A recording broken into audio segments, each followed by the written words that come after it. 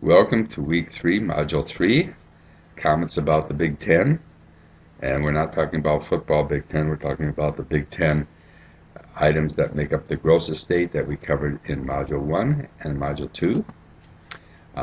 More depth is obviously needed than what we had in there for you to be able to understand it, and so we're going to be going through that depth over the next few charts. First of all, due diligence requires the personal representative to search the past as well as the present for assets, liabilities, including potential lawsuits, taxable events such as Jeep, general power appointments, and reversions. It sounds easy, but when you consider people many times are alive till they're in their 80s and have over their lifetime accumulated a lot of assets and debts and all sorts of other stuff, it many times is hard to find the assets. I also find that as people get older, they tend to hide their assets, and therefore it makes it more difficult to find. And I have seen cases where forensic accountants have spent 2 or 3 years looking for offshore assets or assets in bank accounts that are bank vaults, etc., that are not easy to find. And in fact, we've had situations where people had it in different names and even had false Social Security numbers, I guess, to hide it. And the forensic accountant still found it. I would say a good place to find the assets you're looking for is starting off with income tax returns, because that'll give you a good indication of what has been in assets and liabilities in the past. Liabilities, again,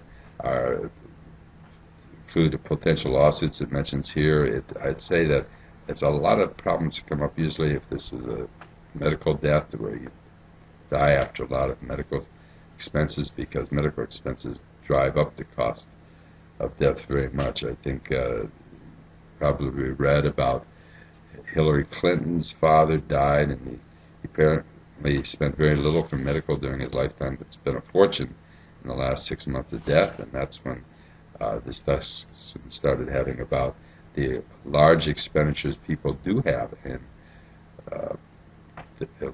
medical expenses during the last few months or 6 months before their death. Also, sometimes the liabilities come out of the wall, and as a personal rep or accountant, you should be careful that there weren't debts coming out of the wall that were not really true debts. I've run into situations where when the obituary is published, all of a sudden I get miscellaneous bills, and quite honestly, I try to make sure they're accurate before I pay them. Now, if you're dealing with a person who's very busy handling estates or busy with the life and trying to at the same time take care of the estate, a lot of these potentially false ones will fall through the crack. And so people do take advantage, unfortunately, at death of people who are probably not as well tuned to being a good bean counter when we're looking at trying to catch the liabilities. I had one situation where someone was getting $800 bills he would send to people he saw in the obituary column, and most of the executors or administrators just paid $800 was nothing for miscellaneous charges. And if you get enough of them, you can make a good living off of it. Not legal, but people do live pretty very well off something like that, because again, not a lot of attention is paid to it. Taxable events such as GPAs and reversions, again, could go back 30, 40, 50 years. Longest for me was going from 1947 all the way to 2004, where they bought the property in 47 and the person died in 2004, and of course couldn't find any records, and that's true on a lot of these, and that's where the forensic accounting comes in.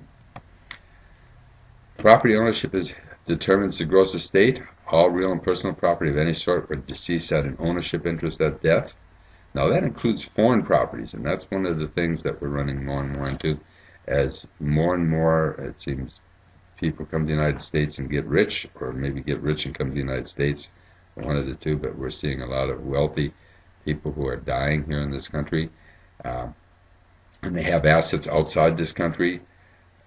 Any asset they have in the world, if they're a citizen of the United States, is subject to taxation by the U.S. government.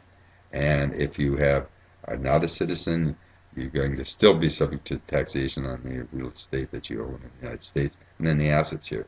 And we'll get into that later in this course. You're also going to be liable for any joint ownership, such as joint tenants or survivorship. And we talked about tenants in common, community property, tenants entirety.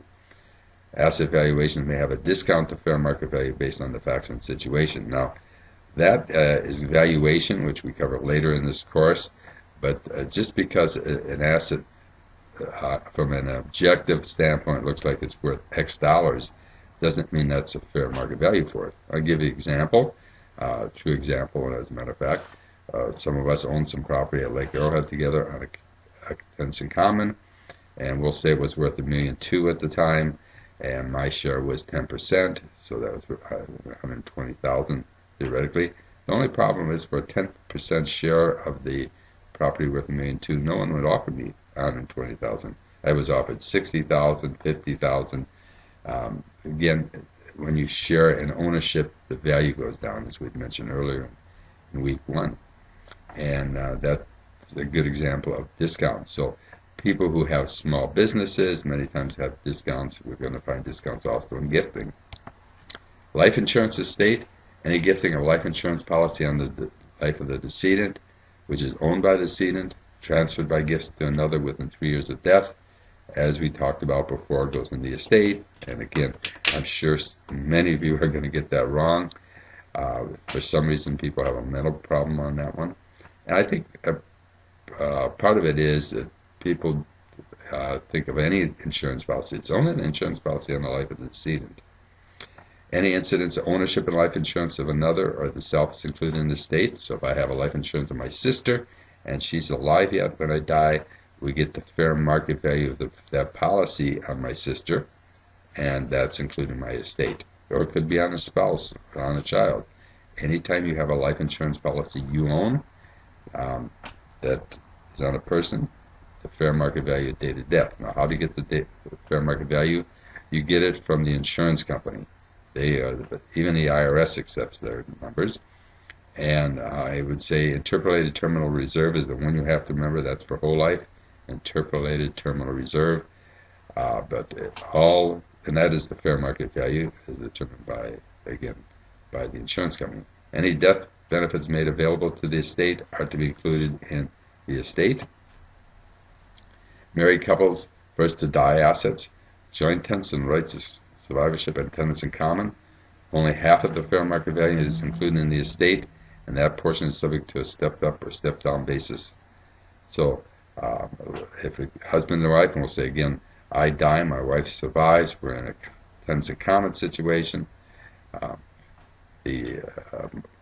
rather than say community property, my half would be upgraded, and again, I would have to have a will covering it because it's a tenants in common, and that part would be stepped up, but her part would not be. Now, in community property, it's different.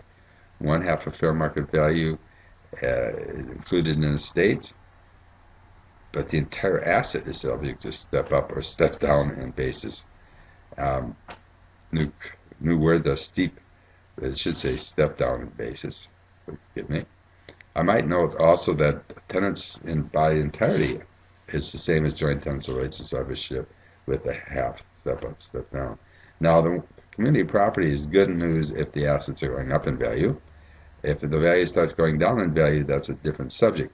And so when community property states tend to watch the more expensive assets that are going up and down and change back and forth between community property and joint tenancy, back and forth depending on what the basis is versus the fair market value, whatever is the best situation. So if you have a big drop in value of an asset, which could be stock or it could be a house where it's community property, we might want to change it to joint tenancy. If the value starts going up drastically, we want to make sure it goes back to community property. So this is another example why you got to keep track continuously on the assets. Joint and survivor annuities. The first to die owns the annuity. Present value payments to survivors will be included in the gross estate. Typical examples, pension plan covering the employee and spouse. The thing you have to watch out for this, and I think where the people make the errors, is the person who first to die wasn't the owner of the policy, wasn't the person getting the retirement plan. It was the other party who was getting it. And of course, then there would be no, that all it would be in effect is a life estate. So you don't have to worry about it. It's the ownership of the policy that dies that makes it taxable. Lifetime transfers, due diligence of personal representatives requires searches for any rights retained by the decedent in any lifetime transfers, and if retained, the full value is included in the estate, and the 3-year rule applies. So again, we have to see, has there been any transfers in the last 3 years? Again, many times that requires a forensic accountant because it may not show up in the files and records of the people. It would be required to be used for the state tax purposes for determining the gross estate. Reversions, going back to what we talked about earlier in the course, and you say, why do I repeat some of this stuff again? It's because it's the items that are most missed on quizzes and on the CFP exam. Reversion transfers worth over 5% of assets go into the estate, and the 3-year rule applies. Future rule, or general rule of present interest made, but not the future interest, it is a reversion. And again, the example, I give to my daughter the right to the car when I die. There's no future interest listed. That means it reverts back to me. If I had said give it to my daughter, and when I die it goes to my son, then that would not be included in the estate because we have a future interest. Okay, that's some of the more difficult areas that people get wrong, and I wanted to make sure that you understand it. If you have questions, I would suggest you reread this material that we've just gone over, or go back to your textbook and read it, because it's very important you understand this, because this is the tougher areas of the course. And now we'll be going to the next module.